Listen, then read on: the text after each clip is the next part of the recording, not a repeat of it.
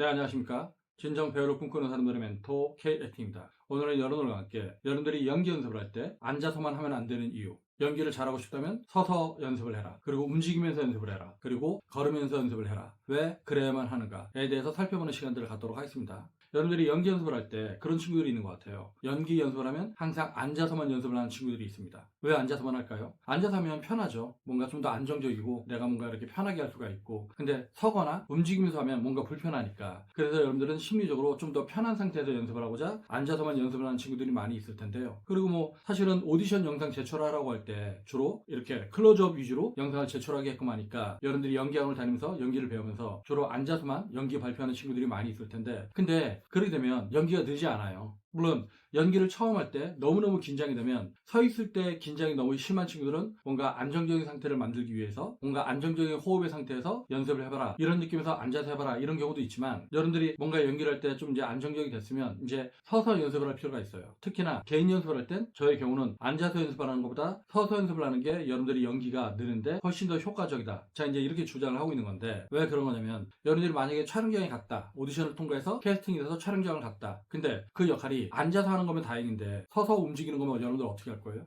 그리고 감독이 어떤 디렉팅을 줄 때 등퇴장선을 주고 이쪽으로 돌아서 저쪽으로 나가세요, 그리고 나갈 때 이 컵을 들고 나가세요, 이런 식의 디렉팅을 주면 여러분들은 어떻게 할 겁니까? 즉, 움직이는 연습이 되지 않은 사람들, 걷는 거에 대한 연습이 되지 않은 사람들은 촬영장에 가서 그 디렉팅을 절대로 소화할 수가 없어요. 왜냐면 여러분들이 일상에선 되게 잘 걷는 사람들이죠. 본인들의 감정에 따라서 본인들의 필요에 의해서 잘 움직이는 사람들입니다. 잘 움직이고 잘 걷고 잘 동작을 해요. 이거는 내가 일상에서 내 충동에 따라서, 내 욕망에 따라서 그렇게 움직이게끔 우리는 어렸을 때부터 학습되어 왔고 그렇게 자라왔으니까, 그러니까 그런 것들은 일종의 본능에 가까운 거잖아요. 근데 우리가 카메라 앞에서 연기를 한다고 하는 건, 이건 내 감정이 아니잖아요. 내 충동이 아닙니다. 내 욕망이 아니에요. 그러니까 내가 걸을 때 되게 자연스럽게 그 인물처럼 걸어야 되는데 뭔가 부자연스럽고 뻑뻑하고 긴장이 되니까 되게 인위적으로 움직이게 된단 말이죠. 여러분들이 TV나 아니면 영화, 드라마 이런 걸 보다 보면은 나름 역할이 꽤 있는 사람인데 오른발이 나갈 때 오른손이 나가고 왼발이 나갈 때 왼손이 나가고, 걸을 때 되게 부자연스럽게 걷는, 아니면 어깨가 딱 굳어서 발은 걷는데 어깨가 움직이지도 못하는 그런 연기들을 간혹 보는 경우가 있을 거예요. 그리고 여러분들 그 연기를 보면 뭔가 뻑뻑하다, 뭔가 되게 부자연스럽다, 그런 걸 여러분들이 바로 캐치할 수가 있을 겁니다. 그게 그 배우가 아직 이 동작에 대한 훈련, 걷기에 대한 훈련, 이런 훈련들이 안 되어 있기 때문인데, 근데 우리가 보기엔 보이잖아요. 그 연기가 되게 부자연스러운 거. 근데 그 배우가 워낙 개성있게 생겼거나 아니면 이쁘거나 잘생겼거나 그러면 우리가 넘어가 주는 건데, 그렇지 못한 사람들은 시청자가 그 사람의 연기를 용납하지 않는 경우가 있습니다. 억울하지만 어쩔 수가 없죠. 그래서 여러분들은 오직 오디션 통과를 목적으로 앉아서 자유연기 영상을 촬영하기 위한 목적으로 앉아서만 연기 연습하는 친구들이 있을 텐데, 연기가 안 늘어요. 즉, 앉아서 안정적으로 할 수 있는데 서서 연기하면 되게 불편해지거나 부자연스러워진다고 하면 그 사람의 연기에 굉장히 큰 문제가 있다고 하는 거죠. 즉, 하자가 있는 겁니다. 그래서 제가 가끔 그런 얘기들 하잖아요. 동작선이 감정선이다. 내가 움직일 수 있어야지 감정 표현이 자유롭게 되는 겁니다.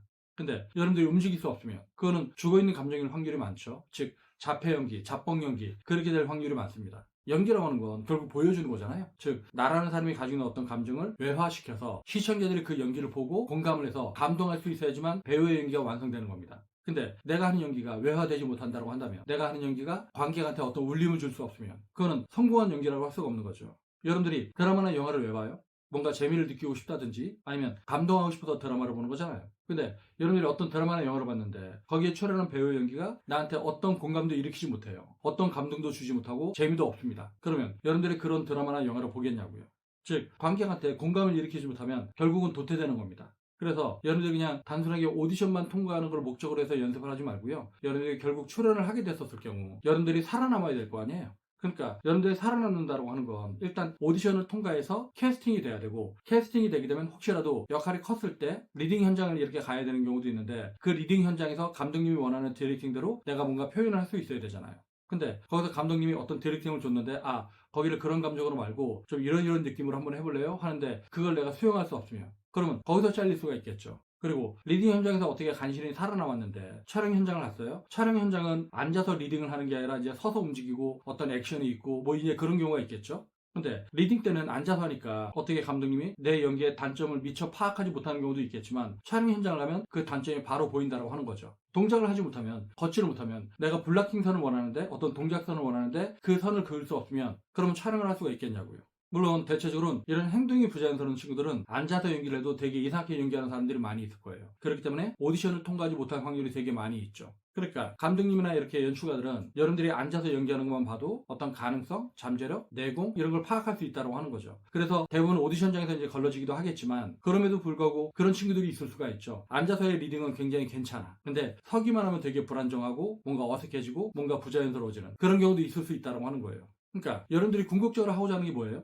액팅이잖아요. 액팅. 행동이죠. 행동. 행동을 하고자 한다면 동작을 자연스럽게 할 수 있어야 된다고 하는 겁니다. 그리고 여러분들이 배우가 된다고 하는 건 액터가 되는 거니까, 즉 행동하는 사람이 되는 거니까 동작을 자연스럽게 할 수 없으면, 걷는 걸 자연스럽게 할 수 없으면, 움직임을 부자연스럽게 하면 여러분들은 절대로 배우가 될 수 없다고 하는 거예요. 그러니까 여러분들이 기왕 연기를 배우고 그리고 이제 배우의 꿈을 가지고 있다고 한다면 제가 제발 부탁하건데 얄팍하게 연기에 접근하지 말고요. 정말로 여러분들이 현장에서 원하는 연기, 시청자들이 원하는 연기, 그런 연기를 할 수 있는 그런 배우가 되기를 바라는 겁니다. 그러니까 맨날 앉아서만 연습하다가 이렇게 서서 연습하려고 그러면 되게 불편하고 어색하고 부자연스러울 거예요. 근데 우리가 연기 연습을 하는 건 그런 어색함을 깨기 위한 시도라고 할 수가 있거든요.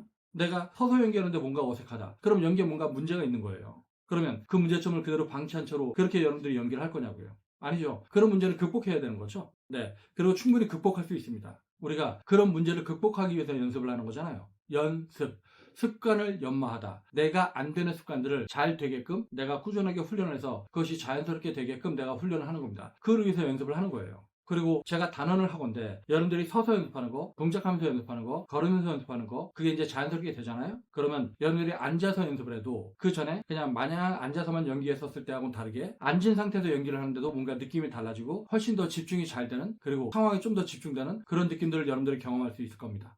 네, 이거는 제가 단언을 할게요. 근데 왜 그럴 수밖에 없냐면 연기는 머리로 하는 게 아니에요. 머리로 생각을 해서 감정을 떠올려서 하는 게 아니라 내가 온몸을 하는 거잖아요. 즉 우리의 감정이라는 건 내 몸에 있습니다. 몸에. 근데 내 몸에 있는데 이 몸에 있는 걸 끄집어내려면 이 발이 움직여야 된다고 하는 거죠. 그러니까 우리가 슬픈 사람은 걷는 것만 봐도 그 사람이 얼마나 슬픈지를 알 수가 있습니다. 그리고 걷는 것만 봐도 그 사람이 얼마나 화난지를 우리가 알 수가 있죠. 그리고 기분이 좋은 사람은 걷는 것만 봐도 기분이 좋은 걸 알아요. 그러니까 우리가 일상적으로 되게 슬픈 상태가 되면 내가 이렇게 서 있다가 갑자기 슬픈 소식이 들었다. 안 좋은 소식이 들었다. 그러면 다리에 힘을 풀리면서 풀썩 주저앉는 경우가 있잖아요.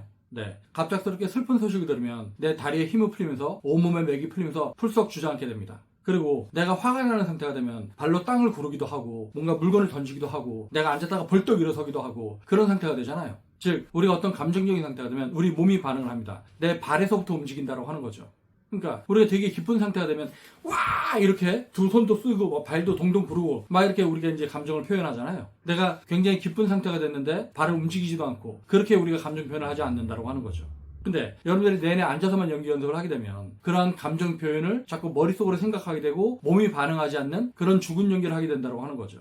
그러니까 여러분들이 죽어있는 연기, 박제화된 연기 이 틀을 벗어나려면 자꾸 서서 움직일 필요가 있다고 하는 거예요. 그리고 그런 식으로 우리가 이제 서서 움직이면서 동작에 대한 연습도 하고 행동에 대한 연습도 하고 감정 표현도 몸으로 이제 하는 연습들을 하게 되면 여러분들 안에 억압된 감정, 박제된 감정이 뭔가 해방되면서 여러분들이 감정 표현에 훨씬 더 자유로운 상태에 도달할 수 있다고 하는 거죠. 그리고 제가 여러분들한테 계속 걸으면서 연습을 해라, 움직이면서 연습해라 이런 얘기를 하는 이유는 뭐냐면 이게 걷는 것도 여러분들이 슬프면 느리게 걷습니다. 그리고 기쁘면 빠르게 걷죠. 그리고 화가 나도 좀 쿵쿵쿵쿵 거리면서 빠르게 걷습니다. 그리고 내가 너무 두렵고 공포스럽고 조심스러우면 굉장히 조심조심 걷겠죠. 즉 우리 걸음의 속도가 감정 표현하고도 밀접하게 연결된다고 하는 거예요. 그러니까 제가 여러분한테 계속적으로 감정에 대해서 뭐라고 설명을 하고 있어요? 감정이란 외적 자극에 대한 나의 신체적인 반응이다. 즉 외부의 어떤 자극에 대해서 내 몸이 반응하는 것, 그게 감정이라고 얘기를 하잖아요. 근데 여러분들이 앉아서 내내 앉아서 그냥 연기 연습을 하게 되면 그런 감정들이 자유롭게 표현될 수가 없겠죠. 그리고 제가 지난 시간에 연기 연습을 할 때 끊기의 중요성에 대해서 이제 설명을 한 적이 있었는데 이 끊기가 필요한 이유는 이 끊기를 통해서 내가 포즈를 두고자 하는 건데 이 포즈를 둘 수 있어야지 내가 이 포즈를 통해서 내 어떤 감정 상태를 보여줄 수 있고 나의 심리적인 상태를 이 동작의 형식으로 자유롭게 표현할 수 있다고 하는 겁니다.